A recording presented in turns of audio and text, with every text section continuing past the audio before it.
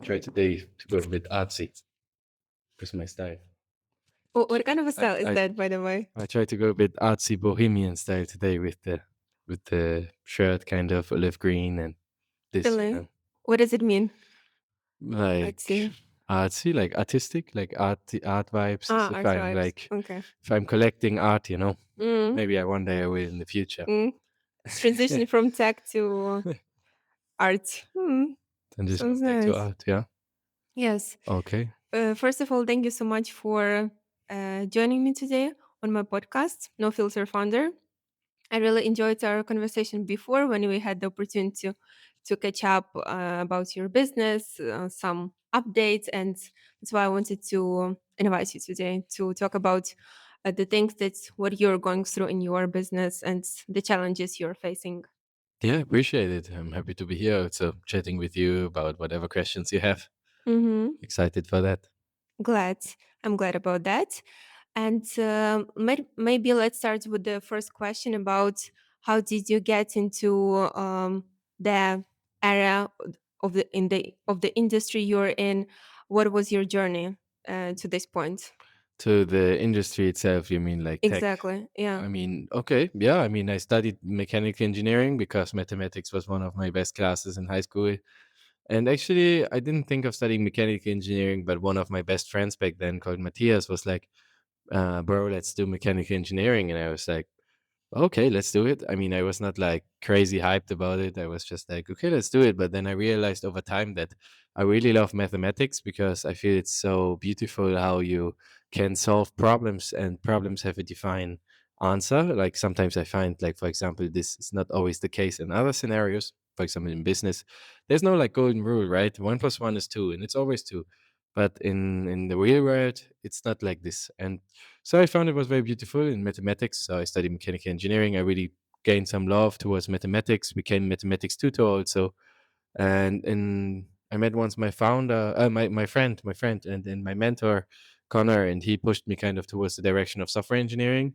And kind of software engineering is in a way applied mathematics, I would say, because you're trying to solve problems and you're trying to create something from scratch and you're just typing in some random digits into your keyboard and kind of it creates something and solves a problem. And nowadays with LLMs, it's a bit easier to solve bugs, but back then it was so relieving when you maybe work on like 4 hours on a specific bug and it's actually just a small bug and you dive really deep and then you resolved it and finally hit this green thing.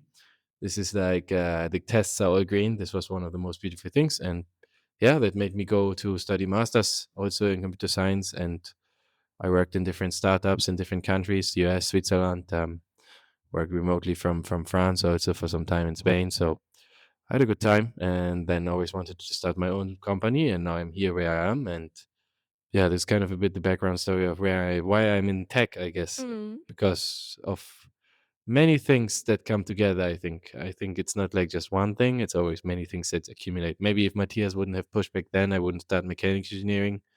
Maybe I would start something else. My parents are architects. They were kind of more pushing towards architecture. So always like many things come together. Mm. And would you say that you had the support that you needed when you started to work for yourself? Because sometimes there are only a few people who support you in the beginning. How was it in your case? Maybe from parents or from your girlfriend? How would you say about your Oh, situation? that's a great question. Yeah, no, I mean, as I always thought that people who are close in your circle would be the most supportive people of whatever you are building, but I don't think that is any more true these days. I think the most supportive people are sometimes these people who are kind of further away. Like I don't know, like parents and good friends and ex-girlfriend. Maybe they love you in a way and they support you, but they don't really understand what you're going through because they never have been a founder and they don't really understand. But other people which are in the similar community, such as we are here on Saturday in the office, right?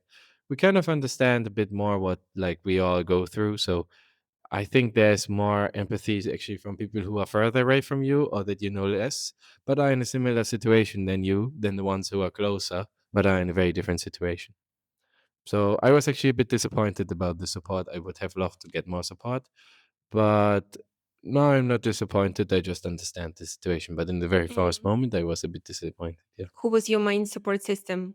during this transition? Of course, you worked in different companies, and also when you work for yourself, it's a big switch. You No, yeah, I always was kind of like also consulting for like some startups, or maybe I was working on some side projects myself, trying to develop a application to find roommates, something like Tinder, but for roommates. I thought that is such a pain point I have in my life, Mhm. and other people too. Why don't is there no app which swipes Germany, it? especially, right, with the with real estate, with finding an apartment. So yeah, 5 years back then, or maybe 6 years ago already, I developed that. So I always had like spirit to develop something on the side and Mhm. create something. It's not like crazy. The only difference is like when you are self-employed and maybe you start something by yourself and you have your own company. And it's something some people are like, that's why maybe founding is also not for everyone. You may work on Friday until 5 and you go, and Friday you go party and Saturday nothing, and who cares if there's right now a bug in production. It's not so important because yeah, I will be back Monday fixing it. But once you are like really like owning the whole product, it's kind of your baby, and you have like specific deals of customers based on that, and you see they churn because one specific feature doesn't work, which they expect to work. You will start to always think of your product, always be 24/7 available mentally to be there, so you're basically always on call. So it's kind of maybe the big switches. And actually this is a huge luxury, I think, that some people that just work a normal job actually do not even realize that they have, that they can just switch off their brain and go on and do something else. Because if you're like self-employed or founder, that's never the case. You're always working, kind of, whether you are on the office or not. Yeah. Mhm. Would you say what are the sacrifices that you have made? Because, for example, regarding your startup, I remember that you have got investment in a pretty short period of time. So you really work hard for that, long hours, also on weekends. So, what are the other sacrifices that you would say that you made in order to really move forward in a very good speed? I think sometimes putting yourself second. It's basically like you and your co-founder are married and you together have a baby. Hmm.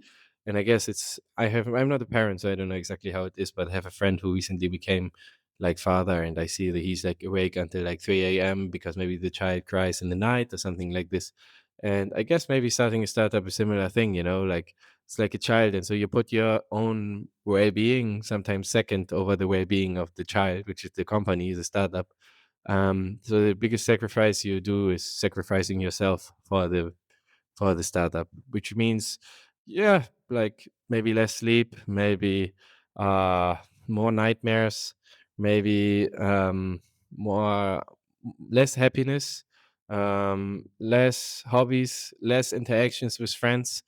Maybe dating becomes also harder because you have such a limited amount of time. So Hmm. like maybe you couldn't just like, it's nice to go on a date, like let's say Saturday, like at 1. But if I'm always working every day on Saturday, I cannot go at 1 to a date to stroll around like flea markets or something like this, which might be a cute idea for a date, right? But if you always work like maybe let's say late hours, then the options of possibilities of dates are not flea market around lunch or noontime. And yeah, for example, that's also maybe a sacrifice. You like loneliness in a way. Loneliness is actually quite a lonely journey, I think, being a Hmm. founder, and very I've noticed stressful. this as well. Very, I've very, noticed very, very this. stressful. Yeah, more lonely than Sure. people think. Sure, we in the internet something looks like XYZ, but in reality, things are sometimes very different, right?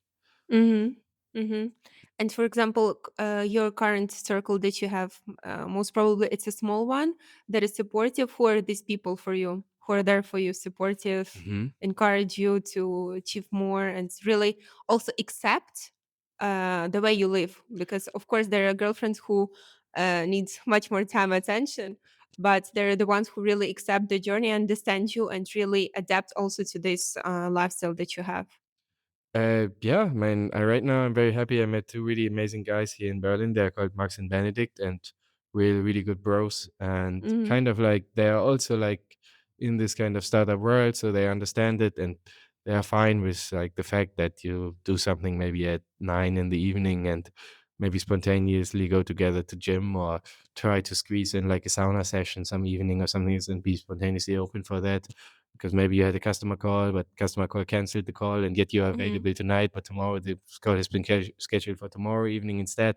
So Like you need these people who are a bit like in a similar environment as you are, like a bit of a different similar cluster, I think, Mm-hmm. way. So I really love these guys, and maybe it's not like necessarily that they're crazy supportive in terms of business. They're not like saying like do this and that, and that's actually the most supportive thing of it.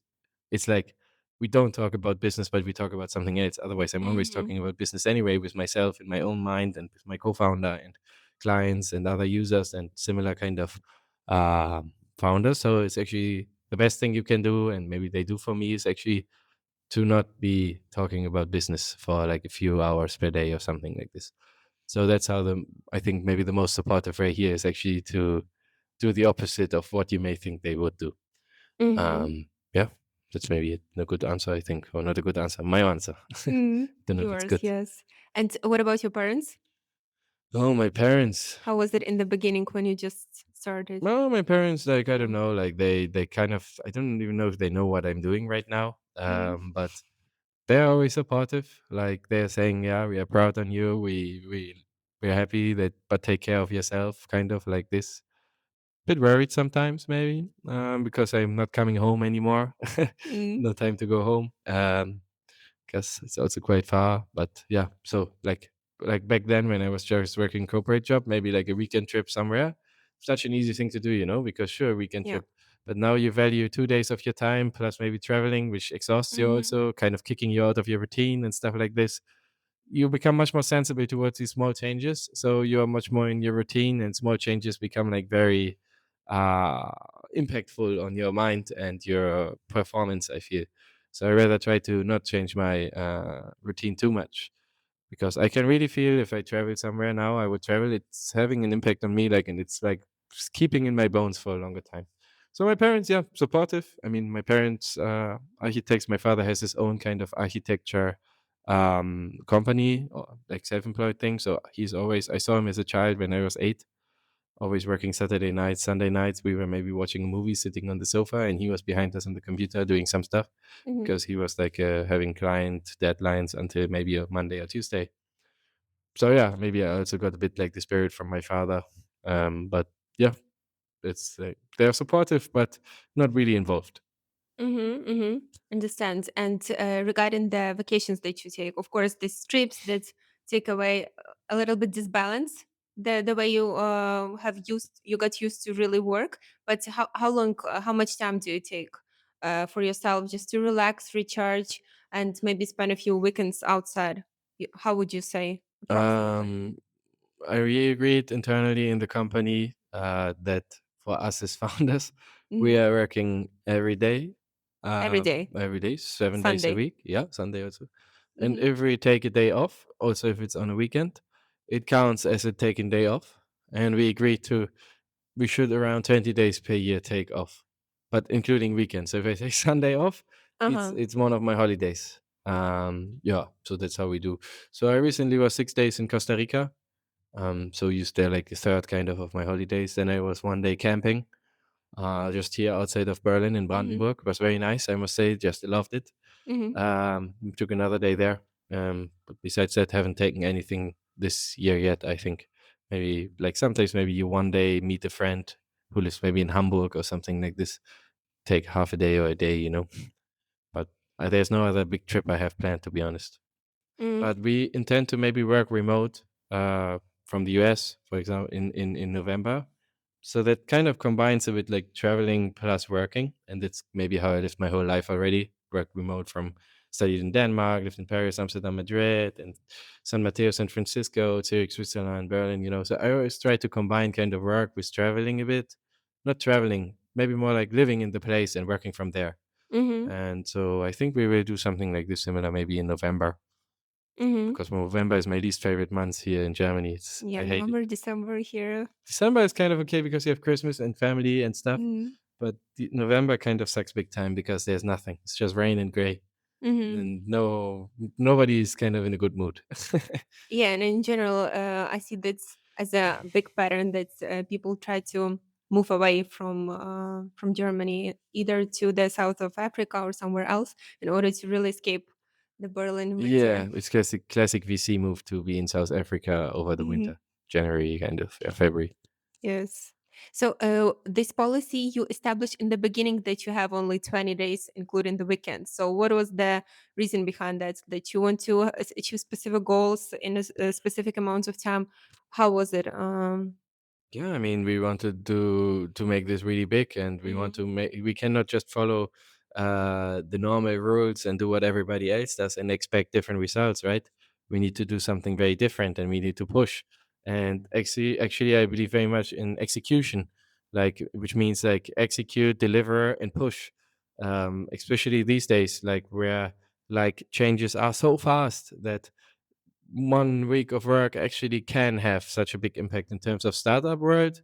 Like a month is crazy much, right? Because let's imagine a startup lives for 5 to 10 years, let's say 7 years to put a concrete number to it before it either like gets acquired or maybe dies. Maybe many startups also die after a year or half a year or 2 years, right? Um, and that if you put it in this scale, let's say the startup exists for like 2 years, 1 month of this is once of 24, right? Which is around like 4 or 5%. So that's actually pretty much, if you think so. So 1 month actually becomes quite a big chunk of what it is. While in corporate world, sometimes companies take off 1 month, like August, we out. Mm. No, no, nothing happens. So yeah, in startup where the pace is crazy different. That's why we decided on that. We just have a specific limited amount of time, and our time is kind of like the money we raised. There's kind of a time bomb, right? We Mhm. have to fucking get this big before we to become profitable and be positive Yeah. before we run out of money. Mhm. And if we don't, then that's just it, right? So Mhm. it's kind of like you're seeing the end, and you are knowing until there I have to kind of do the best I can. Yeah. Mhm. And how was this investment process for you? Was it challenging? You knew that what to do, exactly who to approach. How was it? Share a little bit more behind the scenes, because I remember when I was searching for different funds, different accelerator programs. I remember it was like trial, errors, hustle all the time until you really reach to the point when you. Before getting the customers, in my case, before getting the customers, we got investment. So, how was it in your case? I think maybe you know then also, like, I guess maybe also curious about your perspective here, but my perspective, it's founding doesn't or raising money doesn't mean it doesn't equate to success. It's like a bit like humans are not just completely logical. They are logical and they are trying to reason sometimes things which kind of like graphs and underlying data structures and so on. But in the end, we are emotional. If you look at the financial markets, some shares go up even though their kind of profit is going down. And why is that happening? Like because human beings are emotional, right? Because maybe they love the product, or maybe they love the founder, or maybe they love the CEO, or whatever Mhm. they like, or maybe they hate it, even though they are doing pretty well. Yeah. So in this case, in our case, the founding process, I don't know if it was like a classic process, but we kind of like got like through some networking also to different connections, other connections again, and other connections, and then one recommends you, and this person tells you, oh, talk to this person, and this person you talk with, and then this person says, ah, maybe not me, but talk to this person, and this Mhm. person talks with you, ah, maybe not me, but talk to this person. So you kind of like get passed around until like somebody saying, actually interesting. And once you have kind of like one who is like pro, then the others are like, oh, if she's pro, I should be pro too. It's a bit like it's a bit like very human again, you know. If you have something, if somebody else has something, you're thinking, oh, this person finds this cap, I don't know, this cap for example, very nice. Mhm. If this person finds this cab very nice, maybe that's nice. And then the other person says, I find this cab also nice. Then you may think, if both of them think this cab is nice, why don't I think this cab is nice? There must be something like a reason. So you kind of believe a bit also in the reason of other people. And you also have to think of venture capital. They have LPs, right? And venture capital is a wrapper around LPs. So they want to basically perform better than the markets, because if they perform better than the markets, then it's good that for the APs, because the APs have given money into this venture fund. The venture fund has to perform better. They're competing basically against maybe Nasdaq, for Mhm. example. And if they perform better, then good, because then I put my money into this VC and I got more out of it than if I would have just parked it in an index fund for a Nasdaq. But if I just park it in, if I perform worse than the index fund of the Nasdaq, as a VC, then I'm not getting any more money again from LPs in the future. They're also raising money, right? So they are like also have to justify to their LPs in the end, hmm, I made this and this decision because this and that. So sometimes VCs also follow maybe similar trends because let's say, for example, I'm a VC, I invest in a specific field. Like, for example, we take a brand, this Beyond Meat. There was like a time where like vegan products were kind of hyped. And I Mm-hmm. think many VCs were invested into vegan products, right? Nowadays, not so much anymore. Some of them went well, some of them didn't go so well.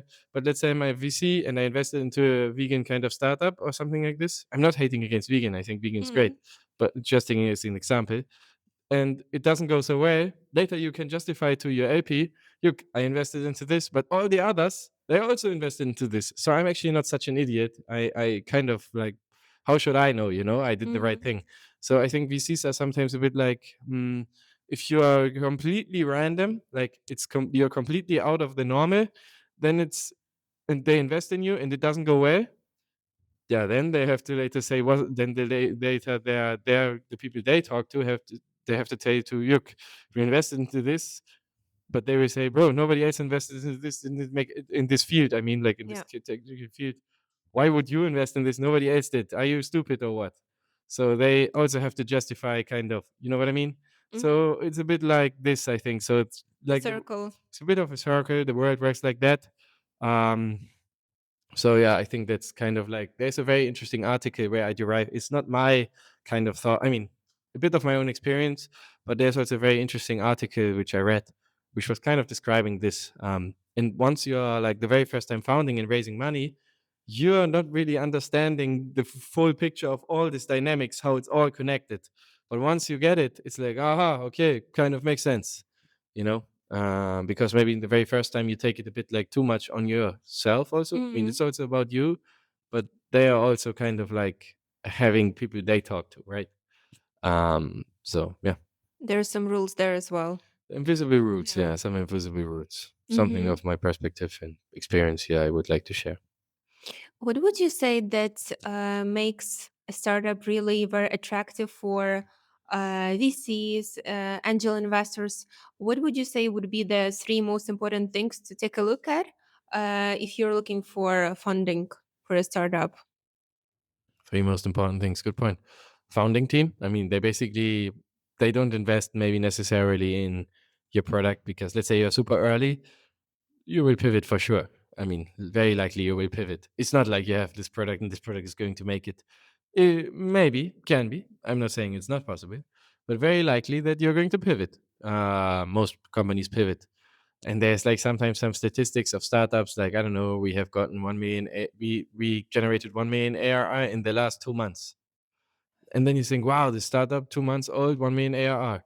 And then you maybe check it out and they're already 2 years hustling. So maybe they pivoted for 2 years and now they found this thing and now they generated 1 million ARR in the last 2 months. But you can frame it in a way which sounds like to 1 million, we generated 1 million ARR in the last 2 months, right? Which means they maybe pivoted and pivoted and pivoted over the last 2 years. But this kind of, let's say, 2 years before, you also have to take into account because in that time they were really trying very hard to make it, but you only see this kind of small part. Oh, 2 months, 1 million ARR generated. Mm-hmm. You know what I mean? Um, so that's something I think sometimes we forget these days, especially nowadays, and when we look at these kind of ARR statistics. Mm-hmm. What would be other pieces of advice that you would say? What I know Um, from my experience, best case, of course, when you already have some sort of traction. If you have either free users or people who really are paying for the services or products that you have, it would be much more easier than, for example, without any traction at all. yeah, nowadays it's very aggressive because you make, as I said, 1 million in 2 months. Because of that, and kind of becomes almost standard. It's not standard because there are so many. It's like an iceberg, right? You see this, but you don't see this. But because of that, VCs want to see like this crazy, really crazy growth, crazy like numbers, exponential like hell. Like look at Lovable, who was like 8 months and unicorn. So if you compete to that or compare to that, it's very like kind of like very difficult to becomes everything becomes a bit like crazy, I think. And so nowadays, I think it's very becomes more difficult to raise like a Series A or something like this if you don't have this crazy growth, exponential growth. If you have like linear growth, Mhm. s- solid growth, linear, solid product, but they want to see like this kind of exponential crazy thing. Another thing, I mean, again, founding team, I think is like 80% of the rent because if you're very early, because they just invest in you they believe in you as a team. And the Mhm. number one reason why startups fail is because founding team breaks up, right? So they invest in you as a founding team. And yeah, I would say maybe also the fact that if you are like generating revenue in the beginning, that's great.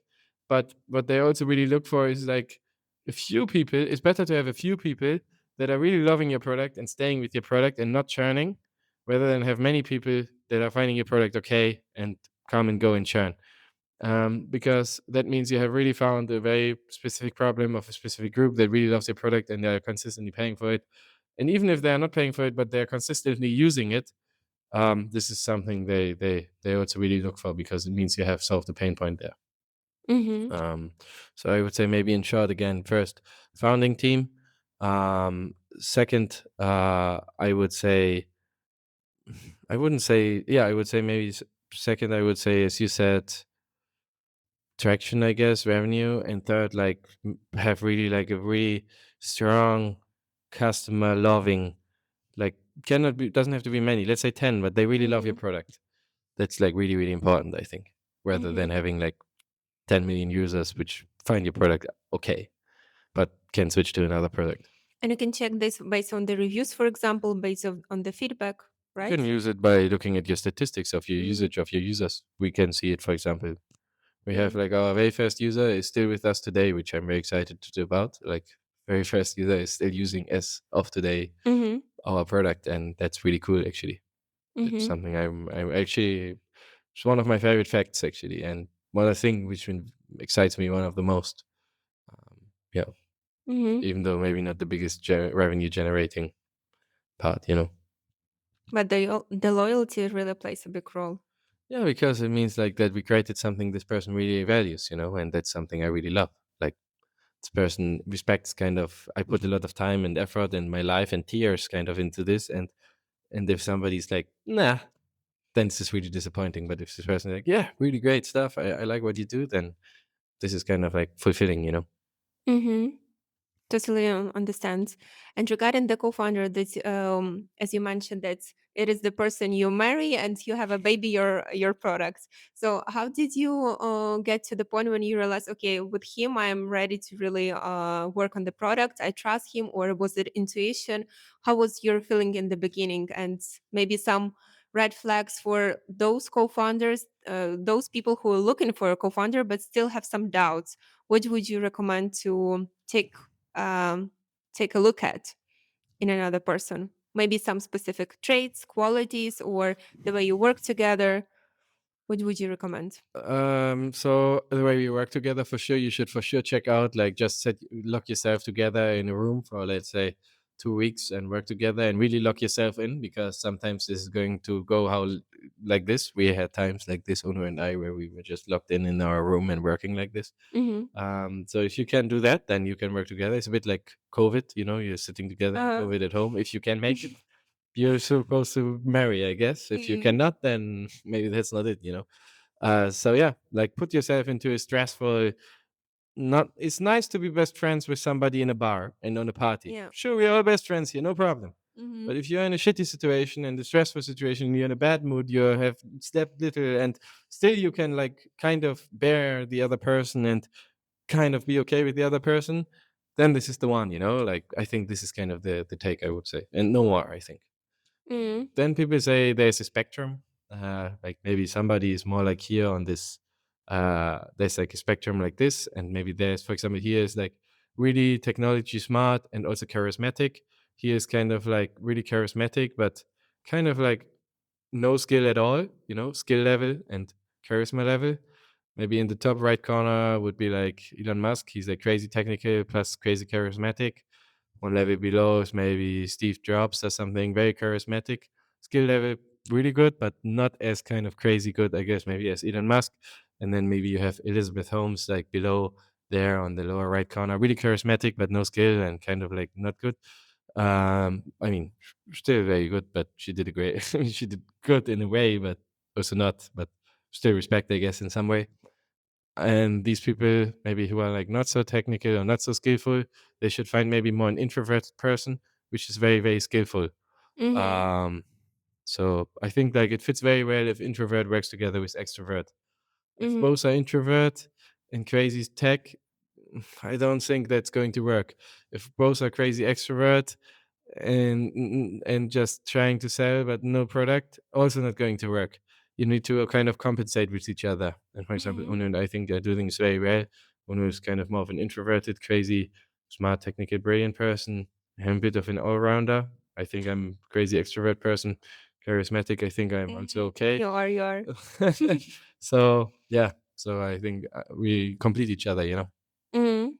Yeah. I think that's also important in other what you just shared about being stressful situations or like having some maybe traits that complement each other. It's also important in your friendships or for example personal relationships. Sometimes you just need it as well. You can know the person for sure if you haven't gone with them through some painful situations when you don't want to talk, when you feel the pain and all the stress. Yeah, I do agree with you, and I read once a very interesting article about that, and it said, "Why is it so hard to make friends when you're an adult? Because these situations don't come so often anymore. Let's say you are studying and you're moving your flat, and you have some friends who are helping you moving your flat, taking your furniture, moving it from one place to another. Later, you eat a pizza together, have a drink together. This is kind of a memory because it was kind of like painful to do so, but you did it together, which is very strong and very bounding." And this is a much stronger memory and much more binding memory to create a friendship than going together to a bar in the evening. Because this actually is like you do some painful stuff together. So if you do as friends do some painful stuff together, I think, and go through some hard things, this is like where you really shape friendship. And that's why Mhm. you sometimes in this kind of like situations in your life where many things change, like let's say your studies, many people make most of their best friends of their life in their studies. This may be one of the reasons I think later you don't have so much of these situations anymore. Mhm. Yeah. Yeah, and regarding some stressful situations, how do you deal with them? Especially you really are focused on the work, you have a lot of stuff to do, you have this accountability regarding investors, regarding how what are the goals that you reach at a certain point. So, how do you deal with them? And how do you? There are so many different ways how people cope with them, but what's your way? Yeah, I mean, I cannot say that I'm dealing with them the best, I guess. Maybe other people deal with them better than I do. Sometimes nightmares chase me. That's like not like something which I can avoid, I guess, because of the stress, I think. But I try to like go many times to sports. Like sport for me is very important. I work, Hmm. so I like to do CrossFit. I also like very much to go to sauna. I find it's very good. Because of that, I have this urban sports thing, and I basically almost use it every day to do something after work, like swimming in a pool, Hmm. sauna, going to gym with some friends or something like this. Like that's very important for me because you need to kind of have this break of your brain not thinking about anything. It's very generic advice, I know, but it helps me also very much, I must say. Hmm. Uh, do you have, for example, these working hours reduced on weekends? Would you say you give some time for yourself just to completely switch off, like Um, slots of time? no, we don't have like time boxes of where we Hmm. say there's no work, but let's say, for example, there's like on Saturday evening something like, I don't know, an interesting basketball match we would like to watch, or boxing match or something, then we may say, okay, let's finish today at 5 or something. And finishing at 5 is kind of early for us. Hmm. Finishing at 5 on a Saturday is kind of early for us, and Uh-huh. that's kind of the standard we are following. So maybe we start at 8:45 normally, 9. So on the weekend, we are a bit more loose on the time. We are not like saying, okay, we are 8:45 punctually at the office. We are maybe 8:45, 9. Maybe we leave at 5, maybe 6, maybe 7, Sometimes we also stay until 9. Last weekend, I stayed until 9 because I wanted to finish something. But it's not like subconsciously kind of, it's not as strict kind of, you know what I mean? It's a bit more Hmm. loose. But still, yeah. I mean, working 9 to 5 on a weekend, kind of calling it chill is Yes. normal kind of working hours for Hmm. others in a day job. So, yeah. So I think Hmm. still is quite a lot. But yeah, we try to do like if there's a cool activity on the weekend, we try to take care of it. If it's like not in the middle of the day, right? After Mm-hmm. end of the day. Mm-hmm. Yeah. Yeah. And can you maybe share more about your company itself, about your product? What are your goals maybe for the next year? What you're able to share, of course. Sure. I mean, I can share. I think what people say these days is also like built in public. Mm-hmm. So, like some people believe in this kind of like, oh, I work on something for a year and I don't share my idea with you because you steal my idea. Mm-hmm. But as I said again, I believe in execution. So execution is everything. And okay, maybe I have a great idea, but the great idea without product, without execution, without marketing, without sales, without clients, without users, doesn't bring you anything. Nothing. It's worth Mm-hmm. nothing. Sure, great idea. Because if you had this idea already, somebody had this idea before you already also in their life. You don't come up with an idea which is so unique, I think, that only you came up with this idea. Let's say I think about creating a pet shop on the moon for cats. For sure, somebody else has already thought about this idea as for fun, right? Mm-hmm. Even though I think now, oh, this is such a unique thing. So yeah, I mean, so I don't believe so much in this unique idea, so I can share. Yeah, as I said, we started as a RAG API at beginning back then. So who doesn't know RAG? It stands for Retrieval Augmented Generation, and basically allows AI to tap into your knowledge base. So you can like feed an unlimited amount of data and have like kind of an unlimited context window for LLMs because you do something like a pre-search, a vector search before you actually feed it to an LLM. We started as a RAG API. What does that mean, API? Like it means that you don't have to set up all this infrastructure and the technology and maintain it behind. You just use an API, you call Needle, you connect it to your files, you index it, and then you can build kind of like some chatbot around it. So we are kind of like an infrastructure layer for people to build chatbots. We have people like using us like this. Actually, quite a few. Most of the times, consultants, lawyers, um, individual software engineers who build projects. Mm-hmm. But then we realized technology, like being an API only, is very hard to sell like big time. I mean, it's possible, but we are not open source, so we are closed source. That's why we pivoted to enterprise AI because we talked with so many people and they all said, man, I want this kind of internal chat. I want this internal kind of ChatGPT, which is enriched with my internal knowledge. And we were like, seems to be like many, everybody wants that. So we pivoted in a way to enterprise AI. We built like a UI and chat, agentic chat around that and added MCP to it. Who doesn't know what means MCP? Me. MCP is kind of Model Context Protocol. It's a protocol has been released by Anthropic, and this model is allowing LLMs to call APIs. So basically, LLM is kind of like understanding because of the Model Context Protocol how it should call the API, for example, of Google Mail. So we combined this kind of MCP plus RAG. And why is that so important? Because RAG is very good when it comes to questions such as what is my policy in terms in the company for buying new laptops? What were my KPIs in 2023 in the marketing department? Their RAG is great, but RAG is not great when you ask questions such as what are my last 10 emails? RAG cannot answer such questions, and for that you need to make an API call, and you need to make LLMs able to make an API call. So you use MCP for doing that. So we created this kind of generic UI chat, which allows you to connect to any tool, do RAG on it plus MCP, and that's also selling well, and that's quite interesting because we have a widget which you can embed also into your website. For example, we have many consultants that build kind of like some applications like this for their clients, and they just use the needle solution and resell it basically to them. It's a classic scenario actually we have without white labeling our solution. And now we are moving more into a workflow direction. It's actually a huge product line we are bringing up. And why are we doing this? Because we have many users also who use our RAG API within other tools such as Make, Zapier, N8, and so Mm-hmm. on to make their workflows and agents, which they build within these platforms, kind of context aware of their internal data. So we are thinking, everybody is kind of building workflows, and we have many clients who tell us like, I want to do this and that. And we are thinking, our platform cannot do this and that, but that's a workflow. Then another person says, I want to do this and that. We think, our platform cannot do this, but this is a workflow. So we saw this so many times and heard this so many times that we were deciding, let's make workflows also possible and in the platform. So we are rolling out a workflow product line with Needle. So you can build workflows within Needle, kind of RAG enabled workflows. We are going on the horizontal RAG still. We are always staying on the RAG horizontal, vertical, I mean, her rack vertical, and then horizontally we are going into workflows. And then you can automate some processes, such as, for example, how I use my own product. I have like 500 applications for a founding engineering role, Mhm. and I iterate over each of this. For example, founding engineer role, I give a score to this CV based on my own. I describe kind of to AI. Hmm, I like very much from 0 to 10, give a score. If this person has experience in TypeScript, has experience in marketing, has experience in English, is location based in Germany, for example, then give a score of 10.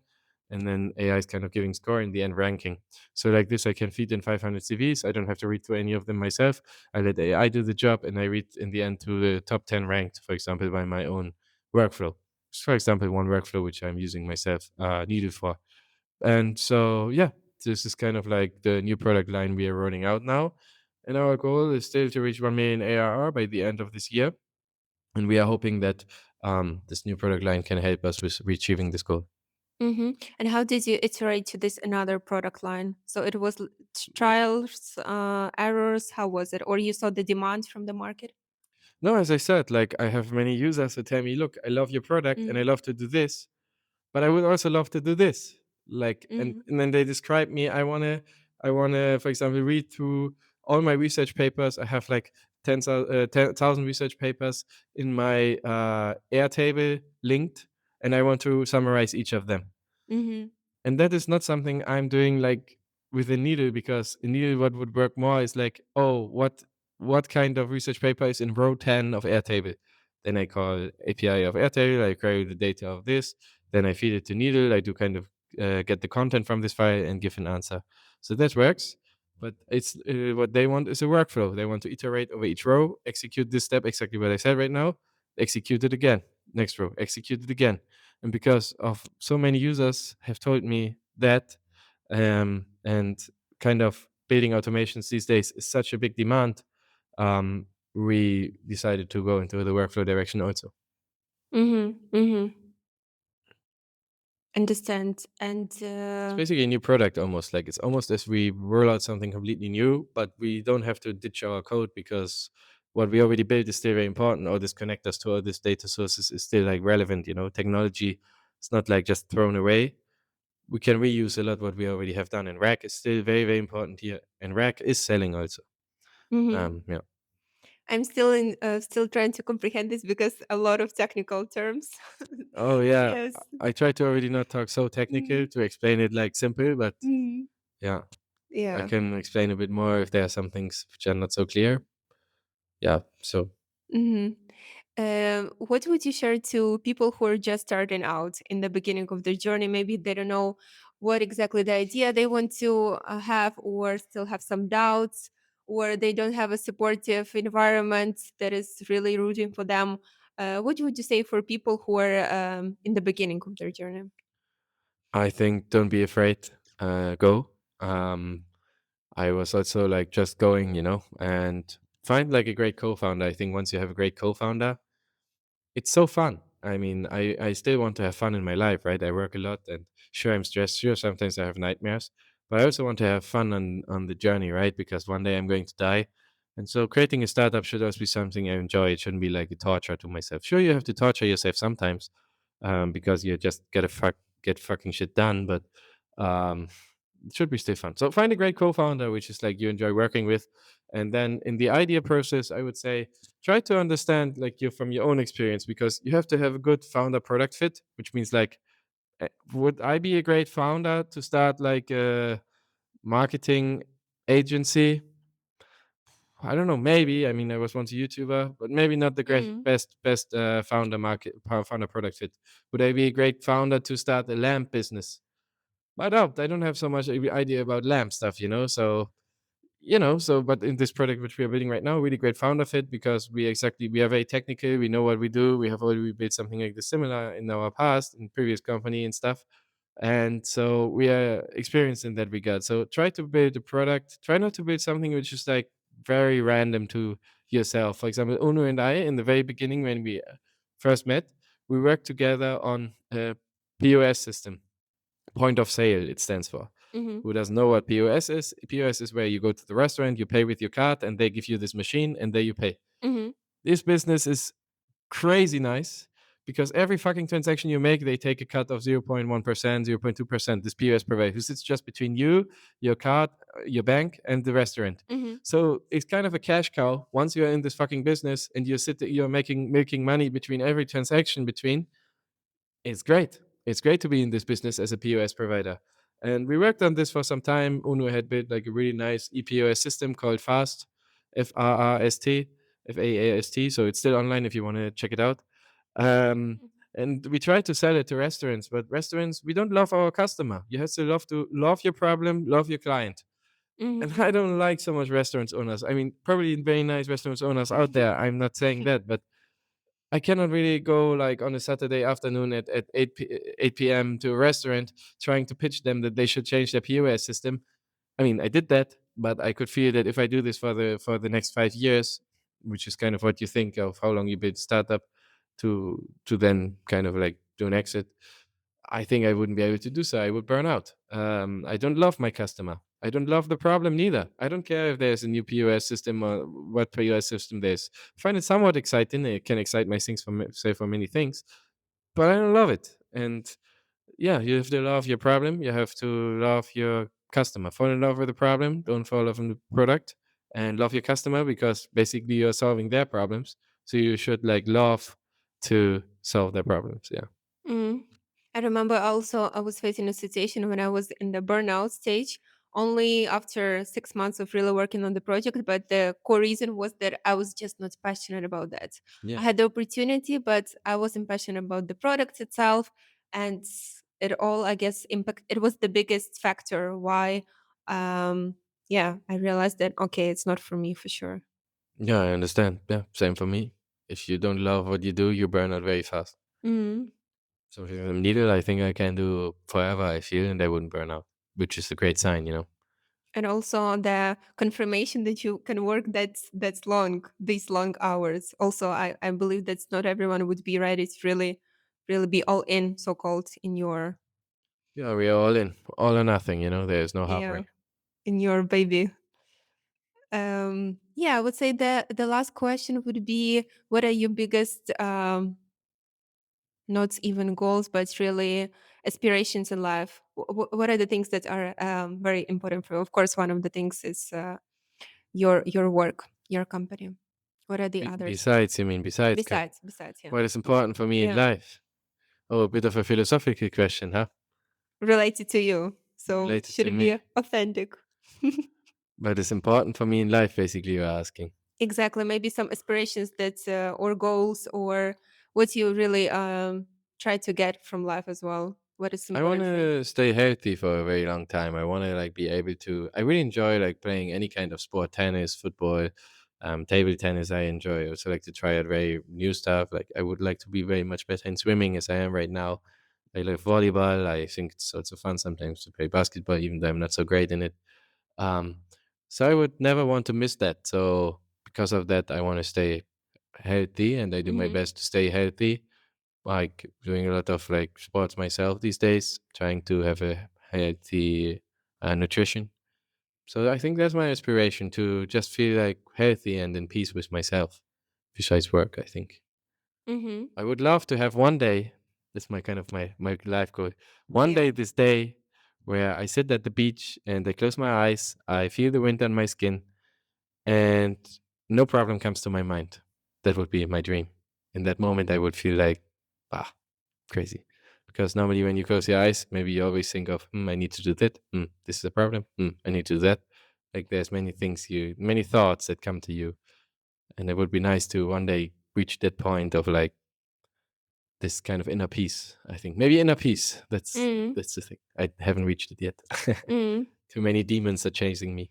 Oh, we are still on the journey in different aspects. Yeah. And And you? How about you?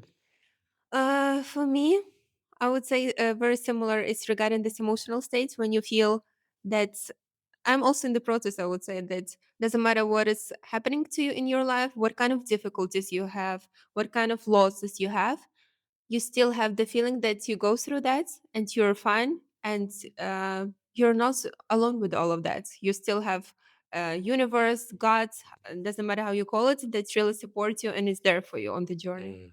So for me, this inner peace, like you mentioned, this inside this feeling that you're fine no matter what. You will be fine, you're fine, and you'll go through But everything. but then you could already have it now, right? Yeah, I would say yes, yes. Oh, interesting. Yeah. I feel that's also very important because sometimes we chase specific goals, we are in the process, and then you get them, but this feeling still hasn't gone away. For You're example, just this chasing. uncertainty, anxiety, whatever. And then you realize that you can already embody these feelings within yourself. It doesn't matter what you're going through in the moment. Yeah, that's a very good point of view. Yeah. I maybe we should both follow that, huh? Yeah, yeah. Thank you so much for our conversation. I really enjoyed. Yeah, thank you. It's very much. It was fun to chat with Yeah, you. thanks. Okay. Hmm. Thank you very much. Thanks. Jaco, I think. Дякую, дякую. Мгм.